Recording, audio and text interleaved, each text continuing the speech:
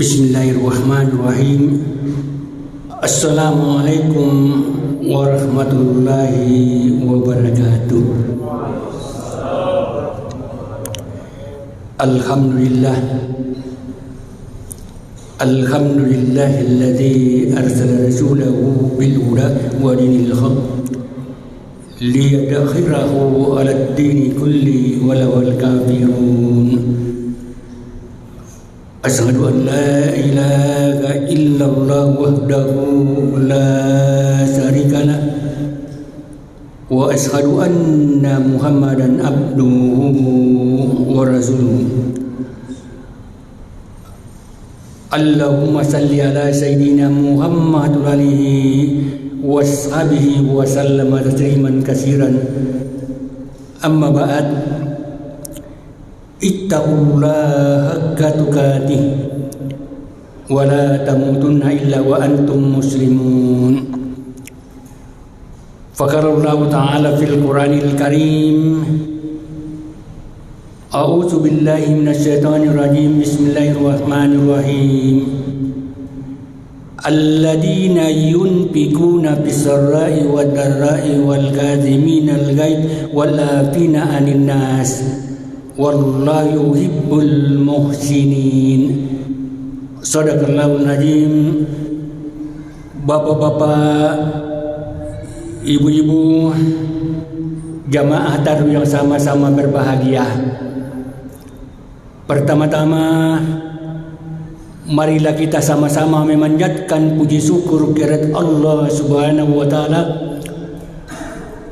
Oleh karena pada malam ini Allah Subhanahu wa taala masih memberikan kesehatan kita dan masih memberikan waktu untuk datang di Masjid Besar Bukit Baruga ini melaksanakan salat tarawih secara berjamaah. Hadirin, kita kembali kepada ayat yang telah kami bacakan tadi, bahwa ada beberapa hal ciri-ciri orang yang beriman.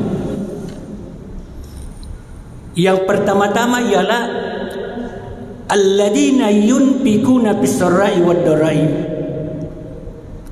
ialah orang-orang yang senantiasa membelanjakan hartanya di jalan Allah, baik dalam keadaan lapang maupun dalam keadaan sempit. Karena kita tahu bahwa barang siapa di antara umat Islam ini melakukan ibadah pada bulan suci Ramadan ini dan mengeluarkan harta benda, gemar berinfak, membelanjakan harta kita yang Allah Subhanahu wa taala. Karena harta yang kita peroleh, rezeki yang kita peroleh, tentunya ada hak orang kaya, ada orang miskin, orang yang mampu dan orang yang tidak mampu. Berarti ini adalah merupakan kesenjangan sosial, saling menyantuni satu sama yang lain. Sama betul juga tadi protokol telah menyampaikan kepada kita bahwa bapak-bapak, ibu-ibu yang memberikan makan pada waktu buka puasa itu pun juga berimpak di Allah Subhanahu wa taala. Dan mungkin juga masjid kita ini masih membutuhkan bantuan dan partisipasi dari bapak-bapak, ibu-ibu. Dan saya melihat di belakang ada tangga untuk memperbaiki masjid. Berarti ada kerusakan. Maka kalau itu marilah kita berlomba-lomba di dalam bulan suci Ramadan ini membelanjakan harta kita, memberikan bantuan kepada panitia amalia Ramadan agar dia memanfaatkan, merenovasi masjid kita ini. Tentunya siapa yang merasa bangga dan bahagia manakala masjid kita ini indah dan bertambah bagus? Bukan hanya pengurus masjid, tetapi seluruh jamaah dan pengurus masjid itu merasa bangga dan bahagia. Maka oleh itu, karena masjid kita ini sudah bagus dan indah dan megah, termasuk salah satu masjid yang termegah di Kecamatan Manggala ini, Tetapi jangan dilihat dari segi kemegahan, keindahan dan kebagusannya dan keindahannya, tetapi tidak ditempati untuk berjamaah. Tetapi oleh itu bagus, sudah bagus masjid, sudah indah masjid, sudah megah masjid.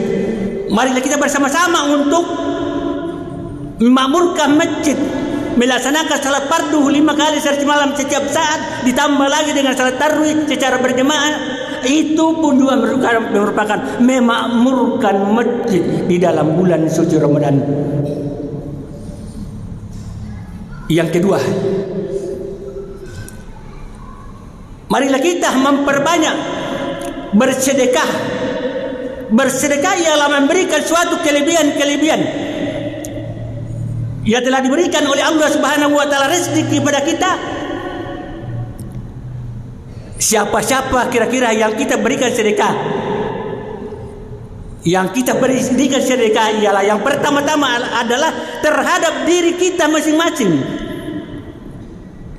Kedua, orang tua kita. Dan kepada yang ketiga adalah orang yang lain. Kenapa kita ini mau bersedekah terhadap diri kita? Suatu contoh.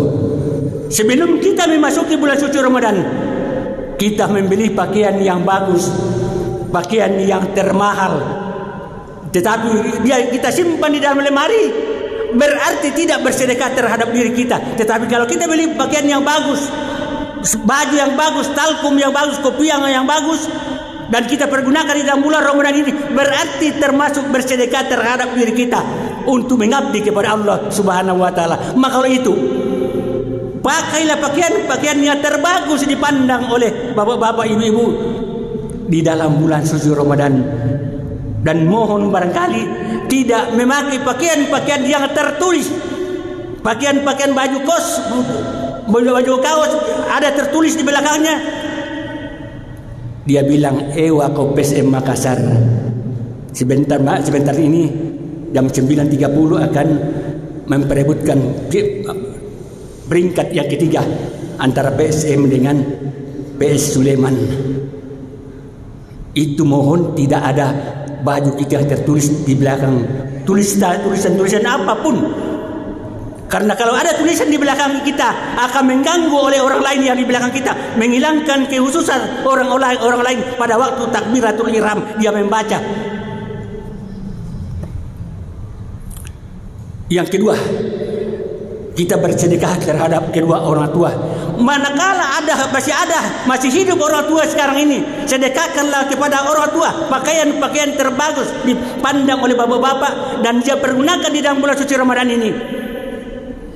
Itu pun juga merupakan membalas jasa-jasa orang tua kita. Dan mungkin barangkali ada di antara kita orang tua kita telah dipanggil yang Maha Kuasa Allah Subhanahu wa taala. Apa yang kita lakukan?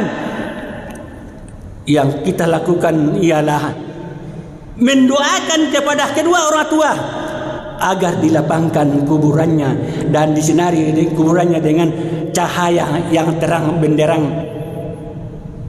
Dan kita doakan kepada Allah Subhanahu wa taala agar dijauhkan daripada siksaan kubur mungkar dan nakir. Yang ketiga, kita doakan mudah-mudahan dosa-dosa yang telah pernah dia lakukan, baik disengaja maupun tidak sengaja, dapat diampuni oleh Allah Subhanahu wa taala. Itulah merupakan sedekah terhadap kedua orang tua kita. Sedekah ialah bisa menghapus sifat-sifat kikir yang hanya mementingkan diri sendiri. Berarti ini ada orang yang tidak mensyukuri nikmat yang telah diberikan oleh Allah. Oleh itu, kalau kita mengeluarkan sedekah berarti membersihkan daripada harta yang kita peroleh, rezeki yang kita peroleh yang masih bercampur baur dengan tidak halal. Hadirin yang terhormat,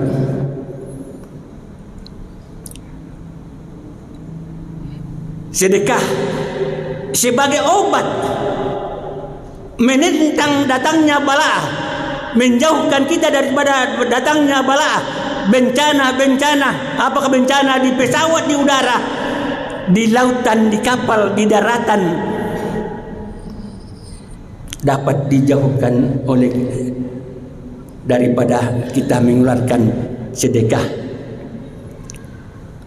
Apa sebabnya demikian? Karena sedekah bisa menentang daripada bala, apalagi sekarang ini masa pandemik yang sangat diresahkan oleh umat manusia sedunia. Maka oleh itu, kalau mau kita terhindar, ikutilah anjuran pemerintah. Karena kita berdasarkan salah satu ayat Al-Quran dikatakan bahwa ya ayyuhalladzina amanu atiullah wa atiur rasul wa ulil amri minkum. Hai orang-orang yang beriman, ikutilah Allah, ikutilah Rasulnya, dan ikutilah pemerintah kamu. Dan saya kira semua yang hadir pada malam ini semuanya adalah orang yang beriman, orang yang bertakwa. Berarti kita juga mau ikuti anjuran pemerintah. Apa itu anjuran pemerintah? Dikatakan ada 3. Yang pertama-tama ialah setiap saat kita keluar dari rumah, sebaik mungkin masker kita ini tidak boleh terlepas dimanapun kita berada. Karena masker ini bisa menahan daripada virus-virus yang ada dalam tubuh kita, dan virus orang lain tidak terkena kita karena tertahan oleh masker itu sendiri. Dan ini juga menjadi masalah. Banyak yang bertanya bahwa dia mengatakan bahwa Rasulullah sallallahu alaihi wasallam waktu dia sholat tidak memakai masker. Kenapa kita sekarang ini memakai masker? Berarti mereka ini tidak tahu keadaan, tidak tahu situasi. Saya bilang Rasulullah sallallahu alaihi wasallam juga tuh masih hidup. Apakah dia pernah naik pesawat dari Makkah ke Madinah? Dia bilang belum ada pesawat. Makanya itu lihat keadaan sekarang ini adalah keadaan dunia yang baru, yaitu pandemik. Hadirin yang saya muliakan. Dan juga sebelum kita keluar dari rumah, sedapat mungkin kita mengambil air wudu. Setelah kita mengambil air wudu, kita memakai masker dan kita keluar dengan membaca Bismillahirrahmanirrahim. Insya Allah di perjalanan kita tidak ada hal-hal yang tidak mengganggu diri kita, baik syaitan maupun hal-hal yang tidak ditahu. Yang kedua, anjuran pemerintah ialah setiap saat kita mencuci tangan dengan air yang mengalir. Apa sebabnya dengan air yang mengalir? Kalau kita mencuci tangan dengan air yang mengalir, virus yang kita cuci dari tangan kita dibawa oleh air. Dan mohon barangkali tidak mencuci tangan yang tidak mengalir, karena bisa orang lain bisa akan memegang. Dan kalau orang lain bisa memegang, berarti virus itu bisa pindah kepada orang yang memegang. Maka kalau itu tidak diperkenankan dengan tidak air yang mengalir. Kalau tidak mengalir. Yang ketiga ialah menjaga jarak. Alhamdulillah, seluruh jamaah Masjid Bukit Baruga ini sudah merealisasikan tentang anjuran pemerintah, sudah mengikuti anjuran pemerintah, ialah menjaga jarak pada waktu sholat. Alhamdulillah, jamaah masjid ini sudah mengikuti sejajar dengan mengikuti perintah Allah, mengikuti perintah Rasul dan mengikuti anjuran pemerintah. Mudah-mudahan kita ini, kalau kita melakukan ikhtiar semacam ini, insya Allah virus corona jauh-jauh daripada kita. Yang berikutnya bahwa karena kita tahu bahwa kita melaksanakan ibadah puasa adalah merupakan wujud cinta kita kepada Allah Subhanahu wa taala. Kita melaksanakan ibadah puasa ialah segala permohonan dan permintaan hamba Allah diijabah, dikabulkan oleh Allah Subhanahu wa taala.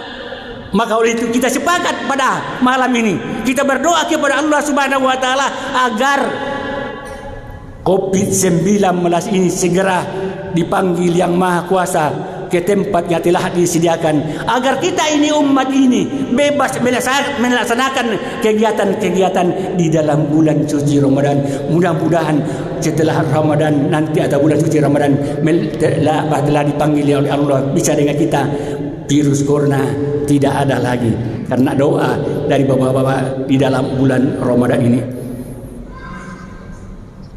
Hadirin yang terhormat, yang berikutnya bahwa di dalam bulan suci Ramadan marilah kita memperbanyak bersilaturahim.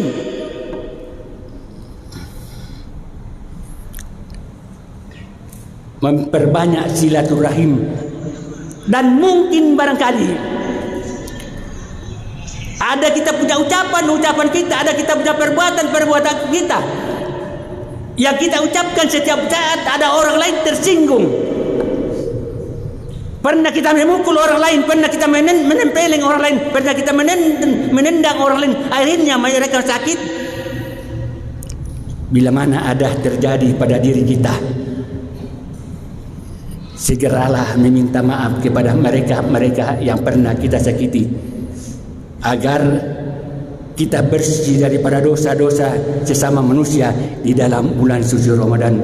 Karena kita tahu bahwa tujuan dan sasaran kita datang melaksanakan salat isya dan ditambah dengan salat tarawih secara berjamaah, ada dua hal yang sangat terpenting. Yang pertama ialah bersihkanlah diri terhadap sesama manusia. Dosa-dosa kita terhadap sesama manusia ialah melalui silaturahim, memaafkan, wal afina anin nas, saling memaafkan satu sama lain. Yang kedua, tujuan kita datang di masjid kita ini ialah selalu mengabdikan diri kita kepada Allah Subhanahu wa taala. Inna salati wa nusuki wa mahyaya wa mamati lillahi rabbil alamin. Sesungguhnya ibadahku, solatku, hidupku, matiku, semuanya saya persembahkan kepada Allah Subhanahu wa taala. Itulah sasaran dan tujuan kita melakukan ibadah kita.